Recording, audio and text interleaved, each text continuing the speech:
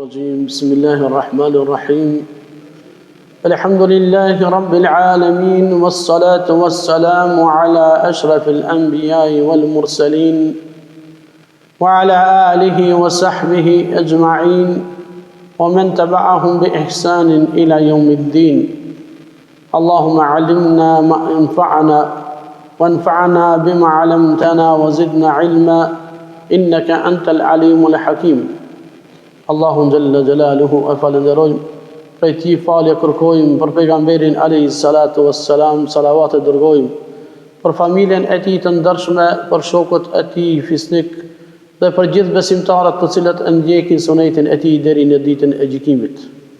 Allahun Jalla Jalaluhu e falenderojmë për të mirat dhe begatit e tij dhe e lutem që namazin dhe ibadetet tona Allahu qabul të na. Lusmi Allahun Azza wa Jall që këto ditë të cilat po i përjetojmë dhe ditët të cilat do të vinë, Allahun Azza wa Jall na jep shëndet dhe të mira, na jep rehati dhe dinjitet në familjet tona. Lusmi Allahun Jalla Jalaluhu që gjitha ibadetet tona Allahu Azza wa Jall t'i pranon dhe t'i shpërblen me shpërblimet e tij të panumërta, siç na ka premtuar në hadithin e Muhamedit alayhi salatu wassalam. Vëllezër të dashur, pasi që jemi në këtë muaj të begatshëm, në këtë muaj të bereqetit, Allahu Jalla Jalaluhu ka bërë disa kriterje, ka bërë disa kushte për besimtarët të cilët e agjërojnë në këtë muaj të begatshëm. Prandaj ka prej besimtarëve musliman të cilët nuk kanë mundësi të agjërojnë Ramazanin. Dhe se Allahu Jalla Jalaluhu ka bën kriterje dhe ka bën dhe të ligj për ato të cilat nuk e agjërojnë agjërimin dhe a e kanë obligim të e kompenzojnë apo nuk e kanë obligim të e kompenzojnë. Sot do të shohim inshallah për personat që lirohen nga agjërimi dhe si kompenzohet ose a kompenzohet agjërimi të këta individa të cilat Allahu Jalla Jalaluhu e ka bën si kriter apo e ka bën kusht për këto persona. Është një ajet që Allahu Azza wa Jall e përmend, thot: "Yuridu Allahu bikumul yusra wa la yuridu bikumul usr." Thot Allahu Jalla Jalaluhu, Allahu dëshiron që t'ju lehtësoj dhe jo që t'ju vështërsoj. Do thot Allahu Jalla Jalaluhu në këtë ajet që e përmend agjërimin e ka për qëllim që agjërimi qëtë i lehtë për çdo besimtar dhe se edhe ato të cilat nuk kanë mundësi të e agjërojnë, Allahu Azza wa Jall jau ka lehtësu dhe jau ka lënë të lirë që personat të cilat nuk kanë mundësi të e agjërojnë, do thot agjërimin e Ramazanit dhe se nuk janë të detyruar të e kompenzojnë. Njëri ndër personat të cilat Allahu Azza wa Jall nuk e ka obligu me agjërim. Të thot, personi i cili nuk obligohet me agjërim është mos besimtari. Prandaj që Allahu Azza wa Jall kur përmend ajetin surën Bekare, i thirr besimtarët tha ja ayyuhalladhina amanu. Do thot o ju të cilët keni besu. Prandaj çdo kush i cili nuk është në fen islame, nuk i përket islamit, ai është i lirë të mos agjërojsh. Kështu që ulemat do të thotë kanë do të thotë mendime të ndryshme për personat të cilat do të thotë e pranojnë islamin brenda Ramazanit. Do të thotë për ditët të cilat ju kanë ikë, se ne shohim se ka shumë prej mosbesimtarëve të cilat do të thotë e pranojnë islamin në muajin e Ramazanit. Prandaj ulemat do të thotë kanë mendime të ndryshme, mirë, po mendimi më i mirë është se personi i cili e pranon do të thotë islamin ose futet në fen islame brenda në Ramazan, ditët të cilat i kanë ikë, ditët të cilat i kanë shku më herët, do të thotë nuk obligohet të i agjërojë, nga se ka qenë në mosbesim. Prandaj fjala e Allahu Jalla Jalaluhu e cila e vërteton do të thotë këtë gjë është do të thotë Allahu Azza wa Jalla në suratul Anfal, thot qul lil ladhina kafaru in yantahu yughfir lahum ma qad salaf. thuaju atyre që nuk besojnë nëse largohen nga mosbesimi. Do të thotë nëse futen në islam, e ka për qëllim, do t'ju falen ato të cilat kanë qenë më herët. Do të thotë gjithashtu Muhamedi alayhi salatu wassalam në hadithin të cilin e transmeton Muslimi, thot pejgamberi alayhi salam, Islami anulon të gjitha mëkatet e mëparshme. Prandaj gjërat të cilat kanë qenë obligim, do të thotë për besimtarin, siç e dim na se në fen islami obligim është namazi, agjërimi, zakati edhe gjërat e tjera, do të thotë mos besimtari prej momentit që hin në islam atëherë obligohet të i kry këto obligime. Do të thotë ato që kanë qenë më herët, siç e transmeton do të thotë Muhamedi alayhi salatu wasalam, thot Allahu xhalla xjalaluhu, do të thotë se do që falen gjunohet të cilit i kanë pas më herët. Prandaj njëri ndër ato ishte, do të thotë, ai i cili ka qenë mosbesimtar dhe është fut në islam. I dyti i cili nuk obligohet me agjërim dhe nuk e ka për detyrë të e kompenzoj, është fëmia i mitur. Do të thotë fëmijët derisa nuk janë në pubertet, do të thotë nuk e kanë obligim të agjërojnë. Dhe se do të thotë mrena vitit nuk e kanë edhe obligim të e kompenzojnë. Mirë po, këto gjëra duhet pas kujdes se ndonjëherë baballarët do të thotë nuk i edukojnë fëmijët me namaz, nuk i edukojnë fëmijët me agjërim, nga se mendojnë se janë shumë të vegjël. Mirë po pejgamberi alayhi salatu wasalam do të thotë për çështjen e namazit, çka ka thonë, edukoni fëmijët që t'ja nisin mu fal që nga kur t'i mbushin 7 vjet. Do të thotë merrni me veti në xhami kur të falni në shtëpi, do të thotë falen bashkë me juve, se kështu fëmia fillon edhe me mësu. Ashtu edhe agjërimi. Nëse fëmia është i shëndosh, është do të thotë ka mundësi të agjërojë ndonjë ditë prej Ramazanit, është mirë, do të thotë, me ju bashkangjit familjes në agjërim.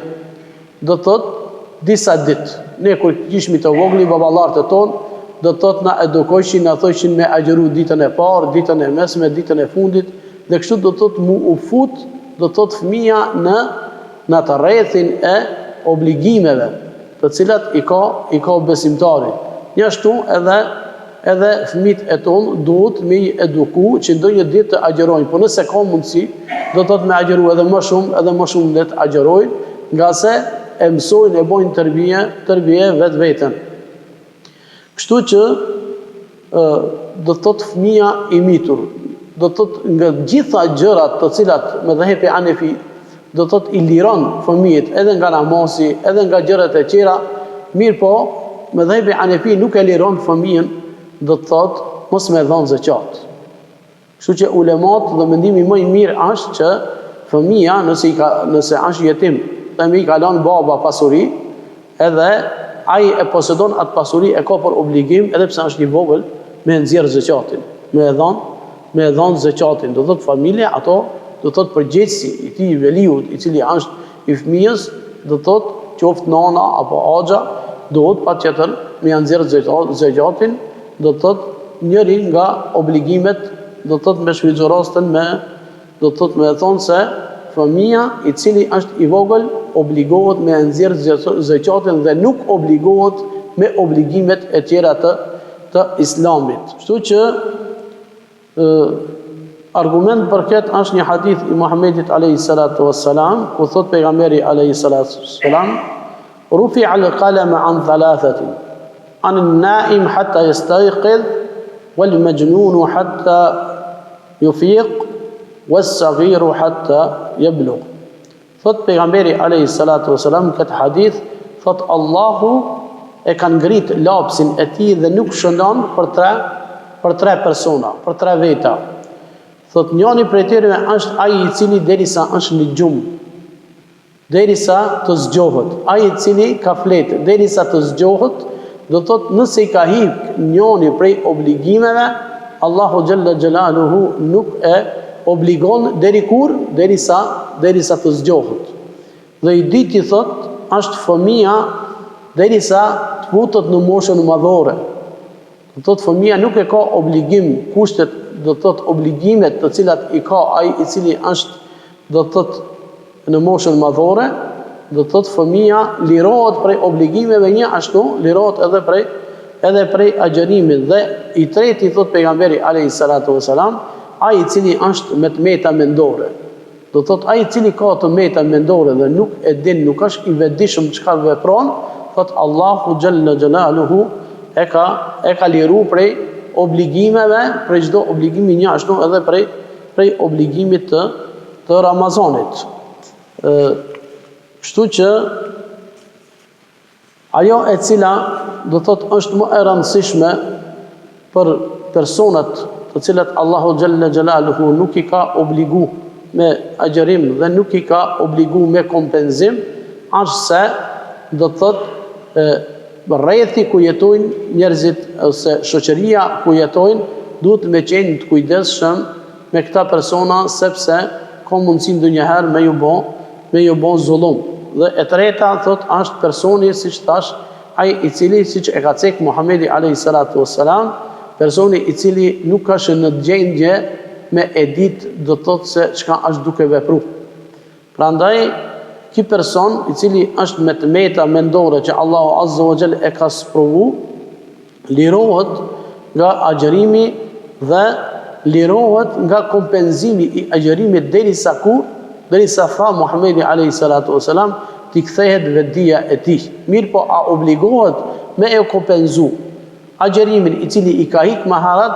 Atëherë ulemoja, ixhmoja, do të thotë e krejt ulemat janë unanim se ky person nuk obligohet me e kompenzu agjerimin. Prandaj duhet me pas kujdes çdo kush prej neve, do të thotë se ndonjëherë e bojmë punën asgjë, do të thotë dhe shpesh ndodh kur fëmijët e ton futen në moshën madhore, nuk i obligojmë me obligime të cilat Allahu azza wa jall i ka bën farz. Nuk do të thotë vetëm agjerimi, po edhe obligimit e tjera, sikur për shembull vajza e cila është në moshën madhore e ka për obligim me enu mbulesa, nëse baba i saj nuk ja sqaron rëndësinë dhe nuk do të thotë insiston që ajo me enu mbulesën, atëherë Allahu xhalla xjalaluhu do ta dënoj babën e saj. Pse? Sepse nuk ka insistu ose nuk e ka eduku evladin e vet që ajo me e kuptu rëndësinë e mbulesës. Nga se çdo obligim që Allahu azza wa jall e ka bë për të mirën e besimtarit, për të mirën tonë, do thotë për sistemin e jetës në këtë botë. Zotën se edhe jeta e besimtarit në këtë botë është shans për me fitu ahiretën.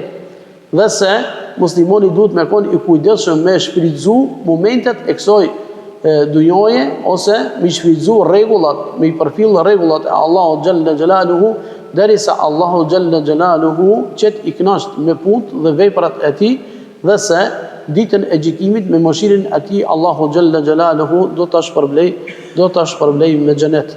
Personat që lirohen nga agjerimi dhe detyrohen me kompenzim, do të duhet patjetër me e bë kaza agjerimin, do të shohim në ligjëratat e ardhshme inshallah.